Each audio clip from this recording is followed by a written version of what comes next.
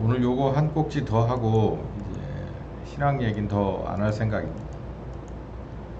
준비해 놓은 PPT가 생각보다 많이 있어서 요걸 지난주 주일하고 1, 2부에 요걸 다 했어야 되는데요. 좀 문제가 있었습니다. 어떻게 겨우 살려놓긴 했는데 좀 시통치 않아요. 자, 우리 신정통주의를 얘기하고 있어요. 이 신이라고 하는 게 새로울 신자거든요. 이 새로울 신자라는 것은 뭔가 그 옛날에 정통주의에 있었다. 이 얘기를 제가 지난 시간에 했죠. 요거는 초대교회의 전통을 그대로 이어받은 그런 카톨릭 교회의 여러 폐단들을 극복하고 개혁을 일으켰던 사람들, 그러니까 교회 개혁의 첫 세대들이 바로 정통주의입니다. 그렇게 이름을 매겨놓으면 되겠어요. 그럼 이제 초대교회는 완전히 뭐라 그럴까? 그건 완전히 교과서죠. 그래서 이 정통주의가 있어서 여기서부터 보는 겁니다. 그래서 요게 다시 한번 이 교회가 개혁되고 나서 정통주의에서 다시 복고풍이 됐는데, 초대교회 복고풍이 됐는데 요게 점점 전열이 흐트러지고 문제가 생겨서 이걸 다시 이대로는 안 되겠다.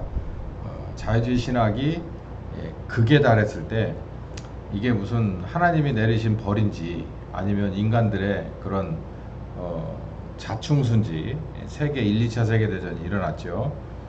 그래서 이제 더 이상 자유주의라고 하는 것은 그 자체로 인정받을 수 없는 그런 결론에 도달합니다.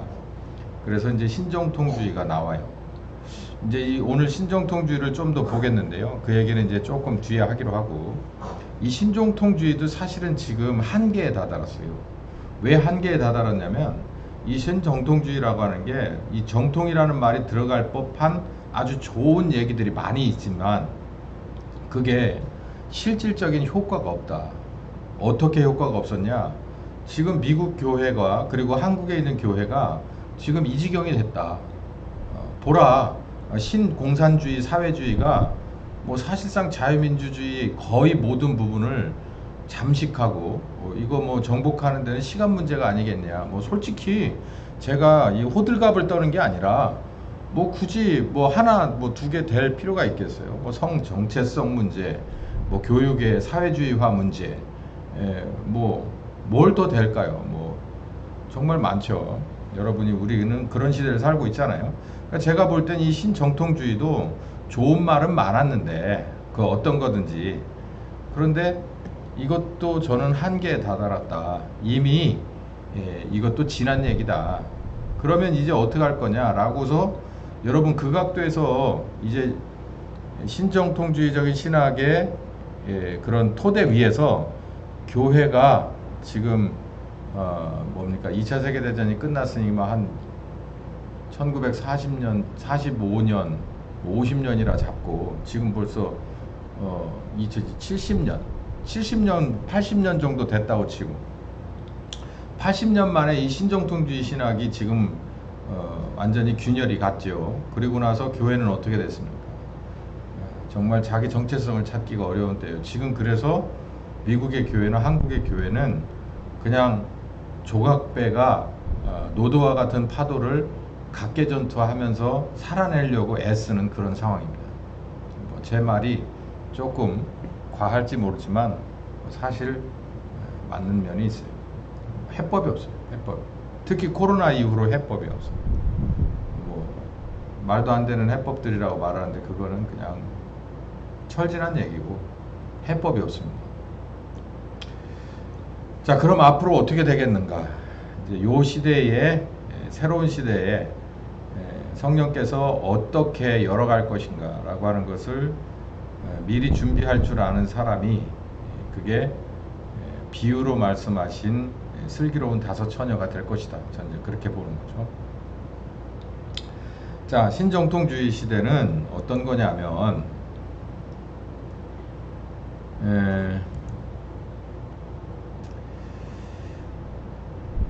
예수 그리스도는 하나님의 특별 계시다. 이 사람들은 계시 되게 좋아해요. 근데 그냥 계시가 아니라 그냥 자연 계시, 일반 계시 혹은 자연 계시가 있고 특별 계시가 있는데요. 자연 계시, 일반 계시는 주로 자유주의 신학에서 얘기하던 거예요. 그러니까 하나님이 옛다 특별한 거 해가지고 하나님이 손수 맞춤으로 A라고 하는 사람에게 개개인에게 뭘 던져주는 게 아니라 하나님이 이렇게 쭉 만들어 놨다. 그러면서 한 번씩 이렇게 들여다보고 가, 보고 듣고 깨닫고 가라. 이렇게 해놓은 거예요. 이게 일반 계시를 말하는 거고, 특별 계시는 한 사람 앞에 맞춤상이에요. 얘는 당뇨가 있으니까 당뇨식, 얘는 뭐 심장이 안 좋으니까 뭐 심장에 좋은, 이런 식의 특별 계시거든요. 예수 그리스도라고 하는 핵심을 하나님이 특별하게 계시했다라는 거예요. 저 좋은 얘기예요. 맞는 말이고 아주 이들 말 맞다나 복음적인 얘기입니다. 옛날에는 권위가 교회의 교황 안에 있었습니다. 그런데 이게 이제 카톨릭 시대죠. 그런데 이제 교회가 개혁되면서부터 어디로 옮겨졌냐면 성경으로 옮겨졌어요. 그러다가 자유주의 신학으로 넘어오면서 인간의 이성으로 넘어갑니다. 왜 일로 넘어가게 됐는지를 제가 말씀드렸죠.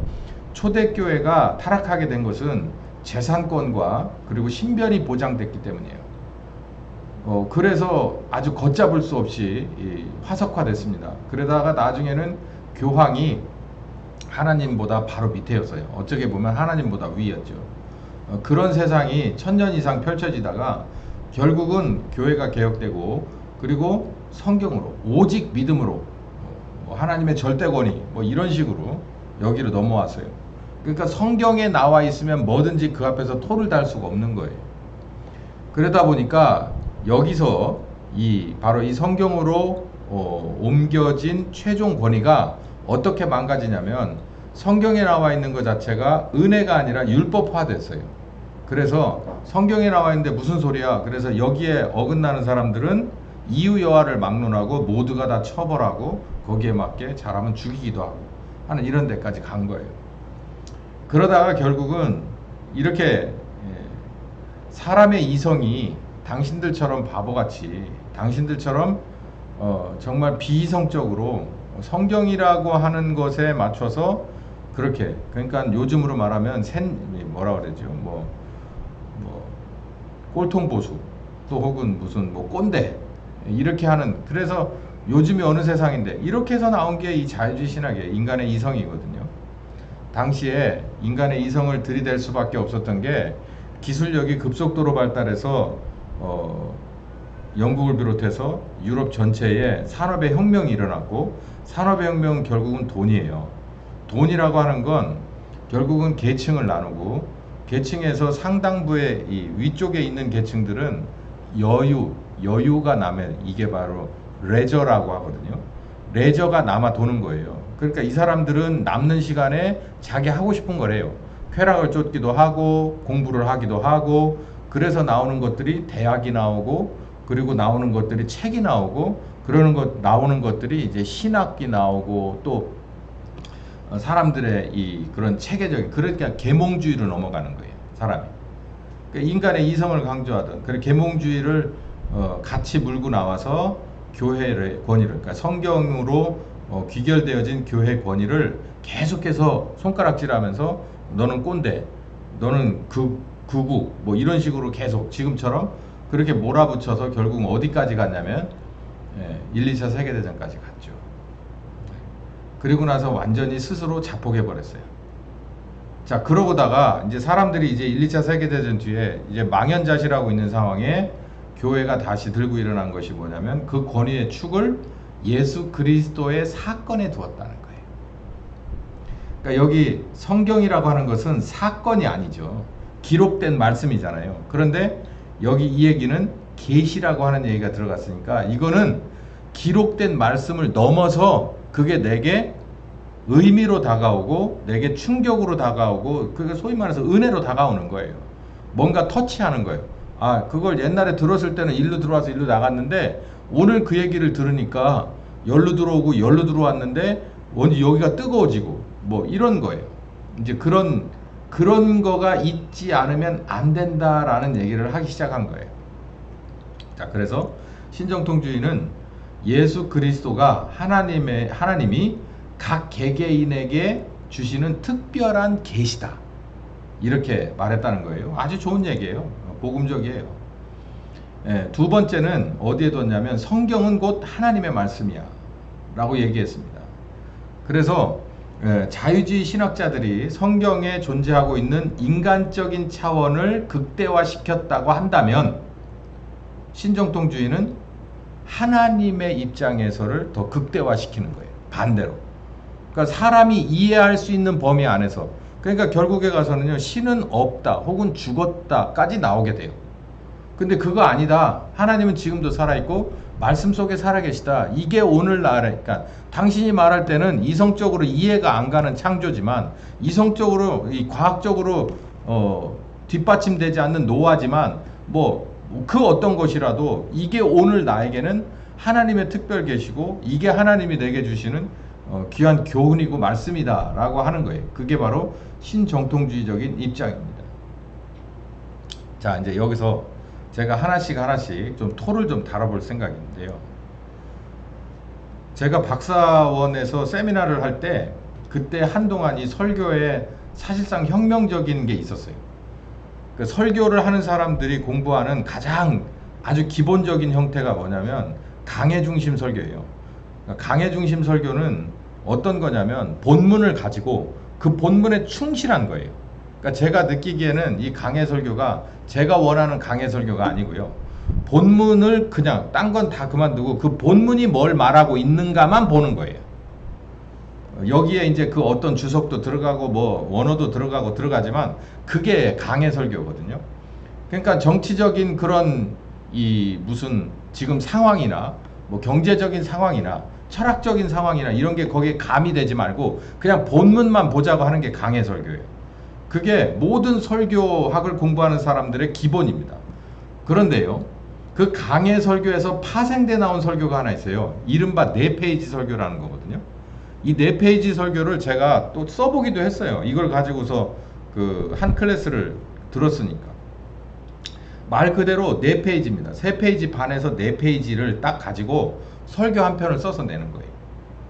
그러면 그냥 보통 서론 본론 결론 이렇게 하든지 연역법으로 하든지 귀납법으로 하든지 설교를 4페이지로 쓰는 것은 크게 어려운 일은 아니겠죠.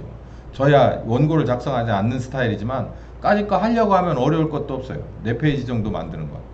근데 그렇게 간단하게 붙을 4페이지가 아니에요.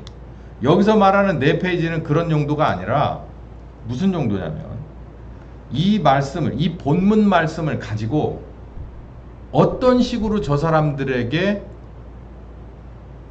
감명과 감동과 교훈, 그 어떤 것이라도 저 사람들에게 뭔가를 터치할 수 있는 그 분량이 4페이지인 거예요. 그러니까 그렇게 되면 생각보다 복잡해지더라고요. 그래서 이 4페이지 설교를 이거를 책으로 나온 게 있어요. 이 4페이지 설교를 이게 주장하는 사람이 이제 설교학자가 써서 낸 거겠죠. 이제 그 책을 읽어봤어요, 제가. 읽어봤더니 그냥 쉽게 말하자면 이거예요. 이 본문을 충실하게 읽어본다. 그 본문이 말하고 있는 내용을 내가 이해한다. 그리고 나서 이 본문을 청중들에게 어떻게 적용해 줄 건지를 고민한다는 거예요. 거기에 여러 가지 방법이 있어요. 예를 들면 처음부터 시작할 때, 그러니까 이 설교자들은요, 저는 그런 스타일이 아니지만 그런 분들이 있습니다. 설교하러 올라올 때부터 그 자체가 설교인 분들이 있어요. 올라올 때부터 농담으로 시작하는 사람이 있고, 이게 다 계획된 거라는 거예요. 이 4페이지 안에 그 스텝 바이 스텝이 다 들어가 있다는 거예요. 문제를 먼저 내면서 문제로 끝나게 하는 것. 역사의 어떤 한 장면을 끌고 들어와서 역사의 한 오늘을 거기에다가 하면서 결론으로 끝내는 것도 있고, 그걸 가리키는 거예요. 그거를. 그러니까 기승전결을 어떤 타입으로 만들 거냐라는 걸 네가 고민해서 4페이지로 만들어내라는 거예요. 본문은 똑같이 주어주고 그걸 써서 내라는 거예요.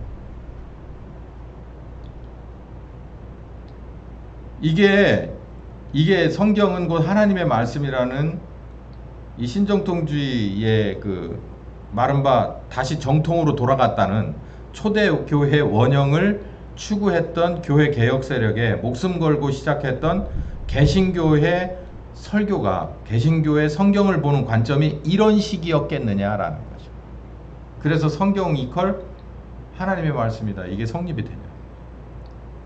이 말씀은 좋은데 이 표현은 좋아요. 성경은 하나님의 말씀이에요. 그러고 보니 참 신정통주의는 다 그래요.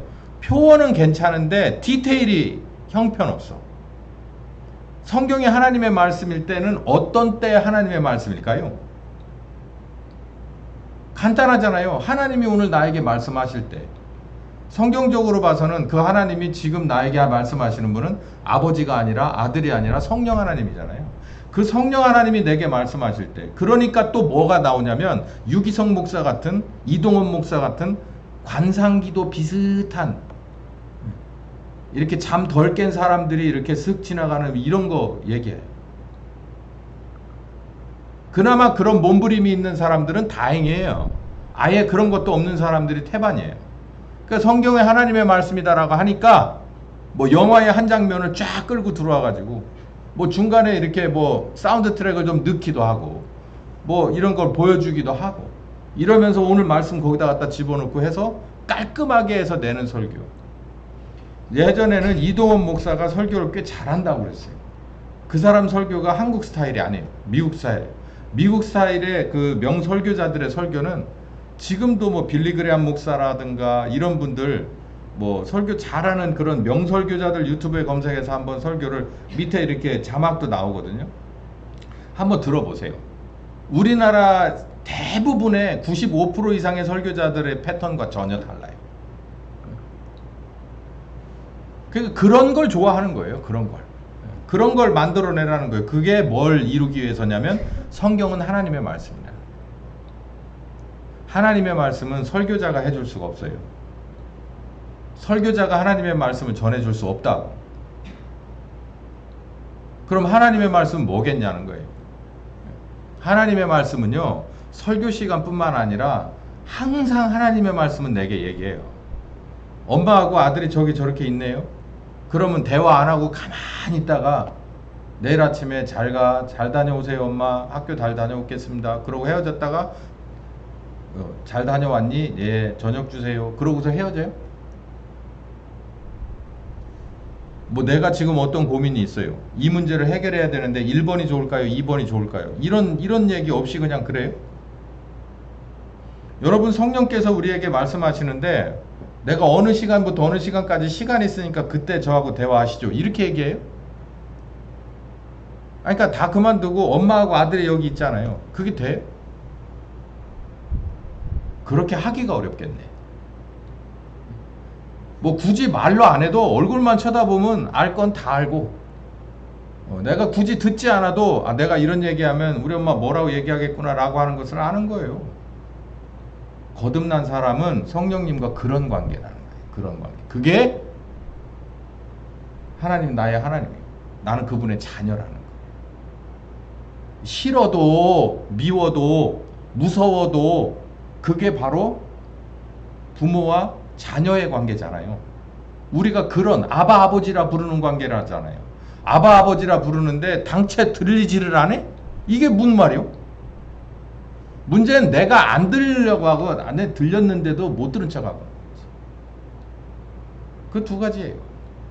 근데 여기서 이걸 풀어내는 게 결국은 이런 식의 그 세부 적용으로 풀어내는 거예요. 이게 자유주의하고 다를 게 없잖아요. 더 가봐요. 더 재밌어요. 복음의 놀라움과 새로움을 강조한다. 그러니까 이 복음이라고 하는 게 교회가 개혁되었을 때 복음이라는 건 뭐였을까요? 루터에게 있어서 복음은 단 한마디로 오직 믿음. 칼빈에게 있어서 복음이라는 건 하나님의 절대 주권. 뭐 쯔빙글리는 오직 성경으로. 뭐 이런 게 있었겠죠. 그 복음이라고 하는 게 대단히 근데 이게 자유주의로 넘어오면서부터 체험이라고 하는 것이 그냥 눈 녹듯 사라진 2세대 3세대들이 와서 오직 믿음을 외치고 오직 성경과 하나님의 주권을 외쳤을 때 그 자체가 말발이 서지 않는 교회로 계속 부패해져 가는 꼴을 더 이상 보지 못하고 계몽주의에 앞장섰던 그런 인재들이 나타나서 교회 그런 식으로 가면 안 된다. 하나님 그런 식으로 풀어내면 안 돼. 성경을 그 각도로 보면 안 돼. 라고 나오면서 복음이라고 하는 걸 어떻게 풀어갔느냐면 사람이 이해할 수 있는 범위 안에서 사람의 지식으로, 사람의 이성으로, 사람의 학문으로, 그래서 무엇으로 표출해 나가자? 도덕으로 표출해 나가자는 거예요. 그렇게 만든 거예요. 그런데 이 사람들은 다시 뭘로 돌이켰냐면은 복음은 정말 우리에게 놀라운 것이고 새로운 것이다. 왜? 하나님이 자기를 예수 그리스도를 통해서 계시했기 때문에. 여기 또 계시가 나오네. 계시. 보여줬다는 거예요. 계속 그냥 목소리만 들리던, 계속 유튜브에서도 화면은 안 나오고 목소리만 들리던 그분이 진짜로 나타났어요. 보이게. 유튜브가 아니라 진짜 여기 나와서 설교를 해. 이게 계시라는 거예요. 계시. 그러니까 복음이라는 건 놀랍다. 이 복음은 예수 그리스도죠. 예수 그리스도와 그 십자가를 말하는 거예요. 그러니까 우리에게 있어 서프라이즈라는 거예요. 그냥 그렇고 그래. 사람의 이성의 범주는 이미 익숙해져 있어요. 놀라움이라는 게 없잖아요. 그냥 사람이 그냥 이해 갈 만한 이 정도 수준이 아니라 깜짝 놀랄 일이라는 거예요. 어떤 게 깜짝 놀래요? 전혀 예상치 못했던 것을 깜짝 놀라는 거예요. 하나님의 자기 계신 예수 그리스도가 그렇다라는 거예요. 문제는 진짜 그렇게 복음이, 예수님과 그 십자가가 깜짝 놀래져요. 깜짝 놀래져야 된다는 데 있어요. 그래서 이 대표 신학자인 칼 바르트라는 사람은 성경이라는 것을 강조합니다. 이 성경 안에 뭐가 계시되어 있다? 하나님의 자기 계신 예수와 그 십자가가 들어있기 때문에 성경 중요하다. 그 틀린 말은 아니에요. 이론적으로 문장을 만들어 놓고 보면 다 어디 흠잡을 데 없는 그냥 점수를 줘야 되는 거예요. 그런데 하나님의 자기 계신 예수와 그리고 그분의 하나님의 사랑을 직접적으로 우리에게 계시해 주신 예수님의 십자가의 대속은 우리에게 놀라움이냐? 이것은 무엇을 요구하게 되냐면 체험을 요구하게 돼요. 체험. 하나님의 자기 계신 예수에 관한 체험. 하나님에 관한 체험은 곧 어디에서 오냐면 성경에 기록되어 있는 그 말씀이 내게 진짜로 체험으로 다가올 때, 무엇으로? 하나님을 만난 체험으로 다가올 때예요. 그러니까 체험을 강조하게 되어 있어요. 그 체험을 강조하는데 이 체험이라는 게 어디로 가게 되냐면은 이게 사람이 먹기에 딱 좋은, 예를 들어서 당분이 2에서 2.5 정도 된다고 치면 여러분 지금 드시는 수박이나 참외를 2에서 2.5 당도로 해서 여러분이 먹으라 그러면 절대 못 먹습니다. 비린내 난다 그럴 거예요. 근데 그게 사람에게 꼭 필요한 당분의 그 허용치라고 보면 우린 대부분 몇 먹냐면 7에서 9까지를 먹겠죠. 체험이라는 건요, 이런 거예요. 여러분 그 휴대폰 있잖아요. 휴대폰이 전기가 몇 볼트예요? 4.5V, 5V쯤 됩니다. 휴대폰 전압이. 그러면 여러분 여기 선풍기 돌아가는 저기 있는 저 돼지코에다가 손을 넣으면은 저거 몇 볼트일까요? 220V, 230V, 30V, 40V까지 갈 때도 있어요. 그러면 몇 배일까요? 똑같은 전기예요. 5V도 전기고 230, 40V도 전기예요. 그러면 사람들은 휴대폰 이게 그 충전기 만지면 전기 와요, 안 와요? 근데 이론적으로는 안 오는 거예요? 전기가 내 몸으로 흐르지 않는 거 맞아요? 흐르죠. 5V가 이쪽으로 들어오죠. 근데 뭐를? 이게 전기야? 라고 느껴지지 않는 거예요. 아까 말했죠. 2.5의 당분 참외는 먹은 것 같지가 않은 거예요. 이거 뭐야? 가물어서, 아니 저 요즘 장 맞아서 그러나? 이렇게 잘못 샀네. 반품 되나? 이렇게 전기를 220 만지면 죽어요. 잘못하면. 자칫 잘못하면 이 물 묻은 손으로 만지면 죽습니다. 저거. 그냥 나가 떨어져 버리는 거예요. 체험도 마찬가지예요. 하나님이 야 누구야 이거 한번 볼래? 이렇게 하는 거하고 막 천둥 번개 치고 막 전기 오는 것처럼 막 진동 오고 막 입에서 막 응? 이게 혓바닥 돌아가고 방언 나오고 막 눈 뒤로 자빠져 가지고 저기 3층 하늘까지 올라가는 입신하고 막 이렇게 하는 거면 여러분 어떤 것을 체험으로 칠까요? 센 거죠, 센 거. 그러니까 누가 그 저기 사랑침례교회 인천 그 정동수 목사가 그 손가락질 하는 거예요. 아니 세상에 어떤 저기가 와가지고서 뒤로 넘어뜨려 놓고 어? 그리고 뒤로 넘어진 사람이 일어나가지고 오늘 은혜 받았다고 하고 집에 가냐고 흔연한 마음으로. 자기 이해가 안 간다는 거예요. 근데 뭐 하고 찌릿하고 뒤로 휙 돌아서 뒤로 넘어갔는데 그 다음부터는 좀 혼미해져 가지고 일어날 수 없어서 누워 있고 그러다가 또 이제 정신 차려 가지고 일어나 가지고서 막 이게 막 하나님 나라 보고 왔느냐고 막 물어보고 뭐 그러고 또 뭐 방언의 은사 받고 뭐 막 그냥 눈물 줄줄 나오고 막 정신 못 차리고 막 떨고 어? 이게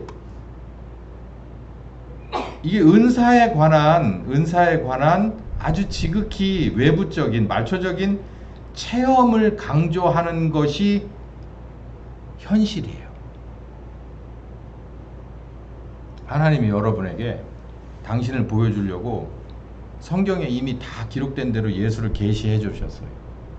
자유주의자들은 그거를 이성으로 이해하려고 그래요. 안 돼요. 신정통주의자들은 그 하나님의 계시인 말씀이 내게 다가와야 된다는 거예요. 여기를 터치하고 들어와야 된다는 거예요. 근데 어떻게 해야 되냐? 그 체험이 있으려니까 사람들이 뭘 가지고 나오냐면은 사울이 사무엘을 제사 좀 드려달라고 전쟁 앞두고 기다리다 지쳐서 어떻게 했죠? 지가 가가지고서 띠띠고 잡아가지고 피 올려드리고 제사 드렸어요.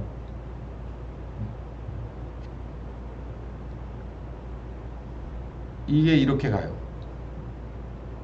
하나님의 직통계시 얘기하니까 어디로 가냐면 이 체험에 관해서 갑니다.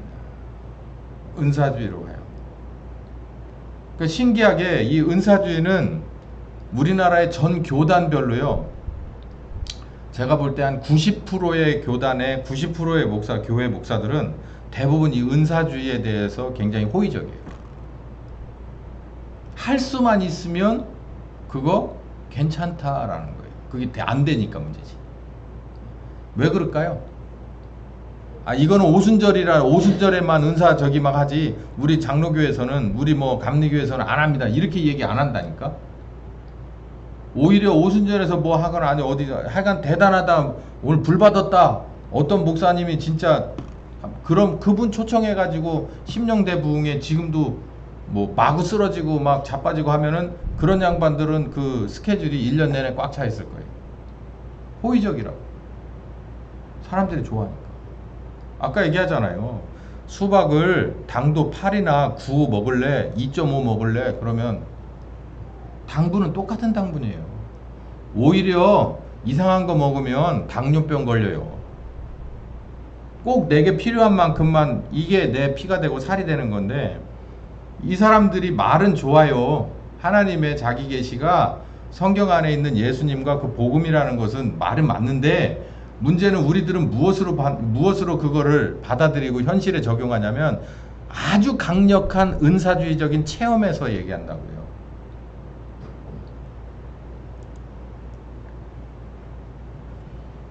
이 신정통주의에서 사람의 종교는 우상숭배로 봅니다. 그러니까 형식에 치우친 예배, 아주 아름답더라도 아주 절차가 고급스럽고 아주 매끄럽더라도 아주 잘된 설교라도 그 자체 안에 뭔가가 건더기가 없으면 그 자체는 우상숭배라고. 쓸데없는 예배다. 어떻게 하나님하고 연결되는 그 뭔가가 없는, 하나님께 올라가고 하나님께 응답이 내려오는 이런 게 없는 거, 그거는 우상숭배 아니냐 이렇게 보는 거. 속죄론을 또 중요하게 생각해요. 왜냐하면 신정통주의이기 때문에 정통주의적인 입장에서 칼빈은 인간의 아주 정말 돌이킬 수 없는 이 죄악성을 말하잖아요. 죄된 인간을. 여기도 속죄론을 굉장히 죄악을 딱 찍어놓고 용서받아야 될 존재다. 속죄론을 굉장히 중요하게 생각을 하는데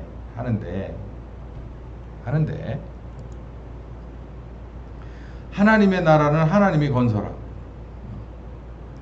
자유주의 신학자들은 이른바 유토피아, 사람이 만들어낼 수 있는, 사람이 만든 천국을, 이상향을 유토피아라고 하죠. 이걸 구축하려고 했다면 1, 2차 세계대전을 통해 이게 안 된다는 것이 이미 결론이 났으니까 하나님의 나라는 결국은 하나님이 건설하고 우리는 거기에 하나님의 요청에, 하나님의 명령에 순종하는 수밖에 없다. 그러니까 다 맞는 말이에요. 다 틀린 말이 없어요. 인격적인 만남으로 경험해야 합니다. 여기서 한 가지만 제가 얘기할게요. 성령님을 제가 아까 얘기하잖아요. 아바 아버지라 부르는 사이다. 그러니까 그분은 나의 부모고 나는 그분의 자녀라는 거예요. 그래서 아바 아버지라 부르는 관계가 됐어요 라고 하는 건 부모와 자녀의 관계를 말하는 겁니다. 그러면 인격적으로 만나는 것이 필요하죠. 아까 얘기했잖아요. 이렇게 모자가 있잖아요. 인격적인 만남이에요. 인격적인 만남은 뭘 가지고 만나지 않냐면 중간에 책을 가지고 만나지 않아요. 그렇잖아요. 제 아들이 저를 만나러 오는데 아버지 어록을 가지고 와요. 지난번에 보니까 몇 월 며칠 날 몇 절에 보니까는 아버지가 이렇게 얘기하셨는데 이거에 의거해서 이거 주세요. 그렇게 주실 걸 믿습니다. 이렇게 와요?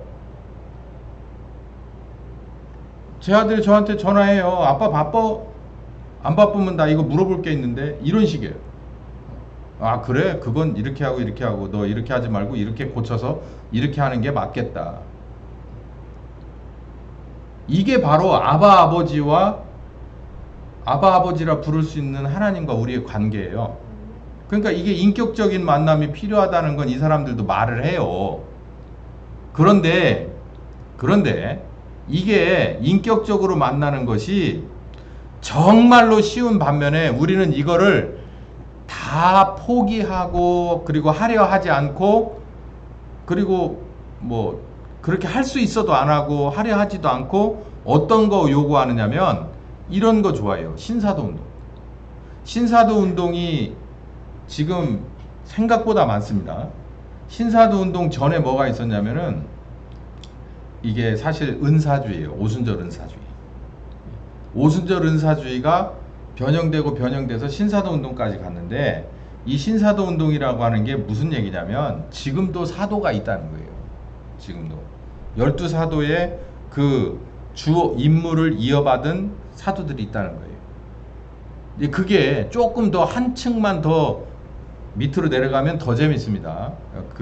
금리빨 금가로 떨어지고 이러는 거하고 똑같아요. 그래서 사도적인 직임을 받은 사람이 지금도 있어서 이 사람이 가서 십자가에 달린 예수 그리스도와 보내신 아버지 하나님과 오늘 이 시간에 당신에게 함께 하시는 성령님을 전하면은 좋은데, 사도들은 그걸 했으니까 그걸 안 하고 뭘 하느냐면 어디 개업한 집에 가가지고서 기도를 해요. 뭘 달라고? 하나님의 재정권을 달라고. 그 왕의 재정이에요. 들어보셨죠? 그 신사도 운동의 하나의 한 부분이에요. 그래서 사람들은 또 뭐에 민감하냐면 뭐 아픈 건 병원에 가면 웬만하면 그리고 실손보험이 해결해 주니까 자기가 하는 사업이나 이런 거에 대해서는 변수가 굉장히 크잖아요. 자기가 준비를 많이 했어도 이게 뭔가 변수가 많으니까 여기서는 하나님이 뭔가 함께 해주는 뭐가 절실하거든요. 그러니까 그런 데 가서 어디를 터치하느냐면 당신의 사업에 재정권을 누가 가지고 있느냐? 하나님이 가지고 있다. 성경을 봐라. 사도들이 축복해주고 사도들이 이를 위해서도 기도했지 않느냐. 여러분, 사도들은요 예수님의 명령 때문에 할 수 없었던 게 몇 가지가 있어요. 사도들은 재정권에 대해서는 없어요. 여러분 기억하세요? 저기 예루살렘 교회에서 재정이 늘어나고 교인이 늘어나니까 거기서 대번 어떻게 해버렸어요? 베드로가 분리를 해버렸어요. 그래서 7 집사들 보고 모든 재정권이나 된 건 당신들이 다 하고 우리는 뭔만 하겠다는 거예요. 말씀과 기도만 하겠다는 거예요. 예수님이 그랬어요. 니네는 어디를 가든지 간에 지팡이 하나 하고 신발이면 좋게, 옷 한 벌이면 끝이야. 주면 먹고 안 주면 못 먹는 거예요. 이게 예수님이 그들을 그렇게 가르쳐 줬어요. 초대교회에서 그렇게 실현했어요. 아니, 오죽하면 바울은 어떻게 했어요? 재정권이라는 그 자체가 없었어요. 그는 그냥 자기가 알아서 자기 그냥 생활 자기가 해가면서 복음을 전했어요. 끝까지. 거의 대부분의 사역을 그렇게 했어요. 근데 무슨 왕의 재정 운운하고 그래. 물론 그 사람들 그 뭐 어떤 간사, 제가 그걸 한 4-5편 정도 특강을 들어보니까 그 논리는 맞고 성경에 있는 얘기를 짜집기 한 건 맞는데, 초대교회 전체를 봤을 때 재정권이라든가 이런 걸 가지고서 그걸 그렇게 교회에서 그런 식으로 한 데는 없어요. 근데 이렇게 말해요. 지금도 하나님이 여러분 부자 되게 해주길 원하네. 그게 교회 성장의 기본이에요. 교회를 하나님이 성장시키길 원하는 게 하나님의 뜻일까요? 아닐까요? OX. 그러면은 성장시키고 싶다고 얘기를 하죠. 망하게 하고 싶다고. 당신의 몸인데 그렇게 하겠어요? 그러니까 하나님 교회를 성장시키고 싶다. 교회는 생명체라는데 생명체는 성장할까요? 아니면 도태돼서 죽을까요? 성장하죠. 이렇게 접근하는 거예요, 이론이. 근데 하나님이 여러분을 뭔 사업을 했고 여러분이 무슨 경제 저기를 했는데 여러분의 경제권이 망하기를 원할까요? 흥하기를 원할까요? 흥하기를 원하시죠. 그러면 여러분 주를 위해서 쓰세요. 그러면 마음껏 부어주십니다. 틀린 건 아니에요. 맞는 말이에요. 전혀 그렇지 않. 근데 문제는 뭐냐면 하나님이 예를 들어서 당신에게 100억을 주고 너는 1억만 갖고 99억은 저기다 배달해라 그러면 할 수 있겠냐는 거예요. 그게 문제예요. 그게 100억을 줬어요. 그런데 너는 1년 연봉으로 1억만 딱 갖고 그리고 99억은 이거 해라. 근데 그 이거 자체가 내가 볼 때는 투자 개념이 아니라 그냥 던져버리는 개념이라고 생각했어요. 근데 거기에 나라고 하는 사람의 감정이나 나라고 하는 사람의 생각이 없이 그냥 하나님이 이건 이렇게 하라고 주신 거니까 라고 생각하면서 나는 그냥 복의 통로로서 거침새 없이 밸브나 무슨 어디 딴 데로 누수되는 거 없이 그냥 그대로 할 수 있겠냐는 거예요. 그거 할 수 있는 사람은 그렇게 하루아침에 되는 게 아닙니다. 지금까지 말씀드렸죠. 정통을 다시 한번 이어가겠다. 그럴 수밖에 없는 사회 현실이잖아 라고 생각하면서 세계대전 끄트머리에 일어난 게 신정통주의예요. 근데 그 신정통주의가 어떤 식으로 우리 개신교회들을, 우리나 미국을 오염시켰냐면 가장 첫 번째로 오염시키기 시작한 건 교회 성장하기. 그 교회 성장, 아까 말씀드린 대로 교회 성장학 이론이라는 것 자체가 은사주의를 이 부전공으로 끌어올 수밖에 없고, 이 부전공은 발전해서 은사주의 끝에 신사도주의로 갔어요. 신사도주의의 그 여러 가지 갈래는 이루 말할 수가 없어요. 왕의 재정, 왕의 선교, 그게 바로 신정통주의가 말하고 있는 하나님의 자기 계시인 예수님, 그 예수님의 말씀이 기록된 성경. 그럼 봐요. 믿음, 성경, 하나님의 절대 주권. 정통주의 사람들이 처음에 교회를 개혁하면서 가졌던 자기네들의 목숨을 걸고 들었던 피켓이에요. 그 똑같이 가지고 와서 조금 장황하게 길게 느렸을 뿐이에요. 돌아간 건 맞아요. 근데 어떻게 열매를 맺었어요? 열매가 썩 좋지 않아요. 교회에게 좋지 않아요. 교회 성장으로 교회가 많이 커졌을 수는 있어요. 많이 교인들이 늘어날 수는 있어요. 근데 커진 교회와 많아진 교회와 이 많은 신자 수가 지금 오히려 우리를 더 목을 조르고 있는 건 아닌가 싶은 거예요.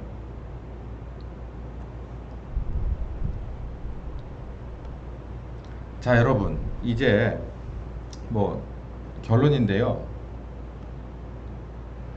뭐든지 그렇습니다.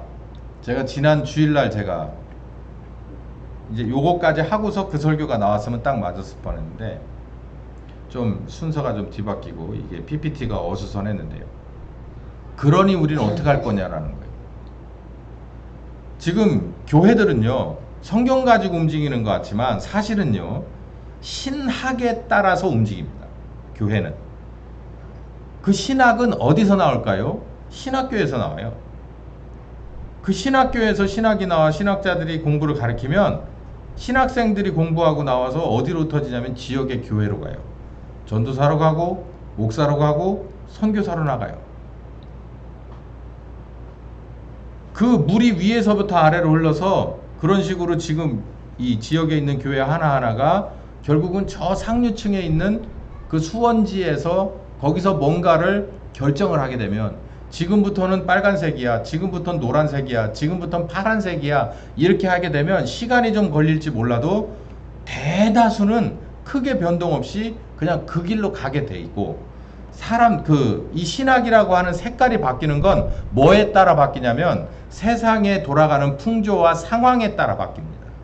2차 세계대전으로 인해서 완전히 사람이라고 하는 것 자체가 숫자도 줄어들었고 인격적으로도 망실됐고 모든 것이 꿈과 희망이 망실되었을 때 뭐가 나와요? 다시 back to the Bible, back to the 하여간 다시 돌아가자. 이게 신정통주의로 돌아가자는 거예요. 신정통주의입니다. 그게 아까 말씀드린 대로 카톨릭이 썩었으니까 이거로, 그게 바로 교회를 개혁하고 나온 세대였다면 그 교회를 개혁했던 세대들이 1, 2세대가 다 죽고 나서 교회 자체가 더 이상 개혁 신학이 아닐 때 이제 자유주의 신학이 나와서 교회를 계몽해줬죠. 사람들의 인성, 사람들의 철학, 사람들의 하다못해 예능, 이런 모든 면을 교회로 끌어들이기 시작했을 때 하나님은 더 위축되고 성경의 권위가 또 떨어지고, 그랬을 때 세계 1, 2차 세계대전이 격동에 휘말리죠. 그래서 아까 말씀드린 대로 신정통주의 2차 세계대전 끝나고 나서 나왔습니다. 그리고 나선 뭐예요? 신정통주의가 그거 아니에요. 제가 처음에 말씀드렸죠. 신정통주의를 그냥 한 문단으로 만들어봐라. 꽁 잡는 게 매신학.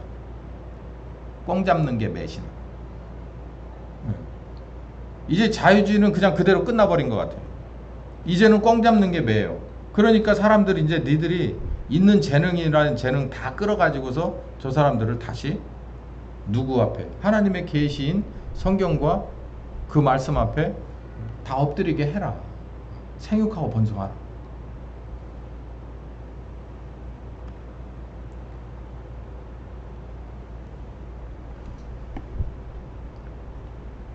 지금은 그 끄트머리에 와 있죠.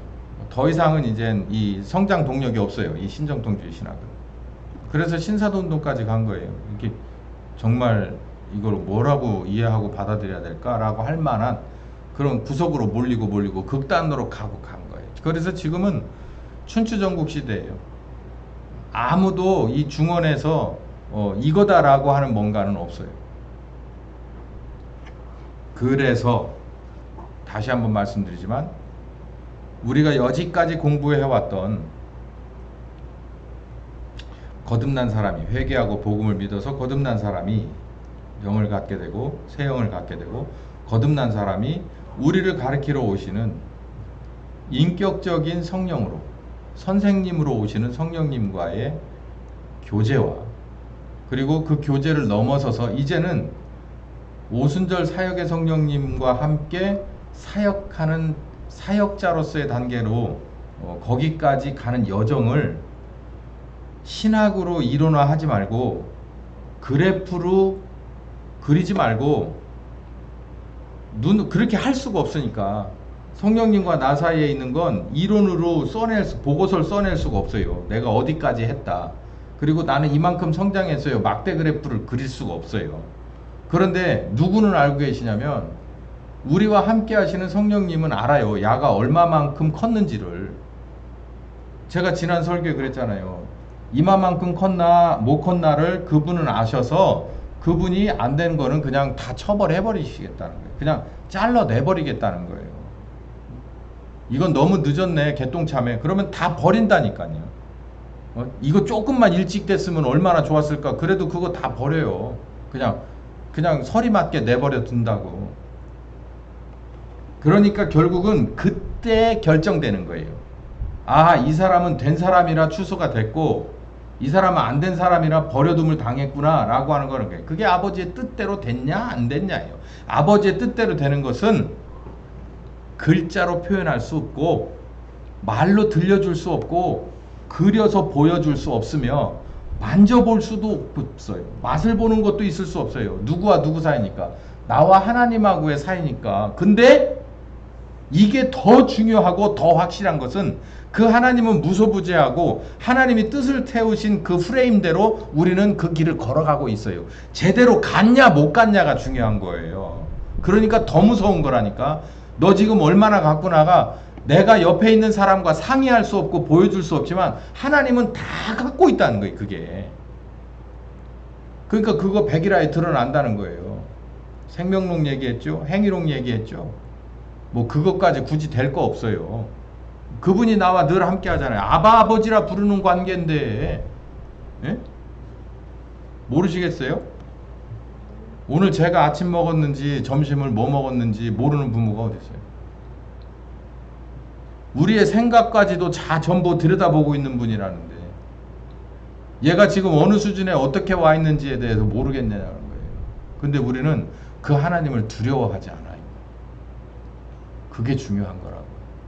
이 뒤에 우리가 예루살렘을 정복하고 유다를 정복하고 사마리아와 땅끝까지 가는 이런 얘기는 이제 더 이상 우리가 하지 맙시다. 왜냐하면 그건 때가 되면 할 수 있는 일이에요. 하자, 가자. 그러면 준비됐으면 가면 되니까. 근데 문제는 거기까지 갈 준비가 됐느냐, 못 됐느냐, 이거 가지고 씨름해야 될 때요, 지금. 그러니까 사도행전 2장은 문제가 될 게 없어요. 지금 예수님은 떠나가셨고, 이제 이 사람들은 모여가지고, 마음속에 근심이 사로잡혀가지고, 이 문제를 어떻게 했으면 좋겠는가라고 하는 시점인 거예요, 지금. 그 1장 후반부에서 이 끄트머리까지 결국은 모든 준비가 돼서 있을 1장 끄트머리까지 마음을 다하여 함께 기도했다라고 하는 이 자기가 정리가 된 상태거든요. 그래서 이제 마지막으로 이제는 이제 내가 볼 때는 저게 막다른 길인데 여기서 그냥 막 달려가는 거예요. 하나님이 저 문을 열어주시면 나는 이제 뜨게 될 거다. 비행기처럼 막다른 길을 향해서 달려가는 것 같은. 그러나 믿음을 가지고 달려가는. 그러나 분명히 하나님이 이 사람 한 사람 한 사람들을 다 무게를 재어보고 있다는 거죠. 예, 저도 글로 좀 표현하고 뭐 4페이지 설교처럼 아주 퀴즈로 시작하거나 멋진 시 한 구절을 가지고 시작해서 더 멋진 시로 끝내거나 뭐 이렇게 해가지고 여러분에게 감동을 드렸으면 좋겠지만 정말 미안한 게 그렇게 감동 드려서 여러분에게는 1도 살이 되고 피가 되지 않아요. 이제는 더군다나 우리는 그런 정도의 수준으로는 아니에요. 여기서 와가지고 제가 여러분에게 하는 소리는 잔소리예요. 잔소리. 그냥 잔소리.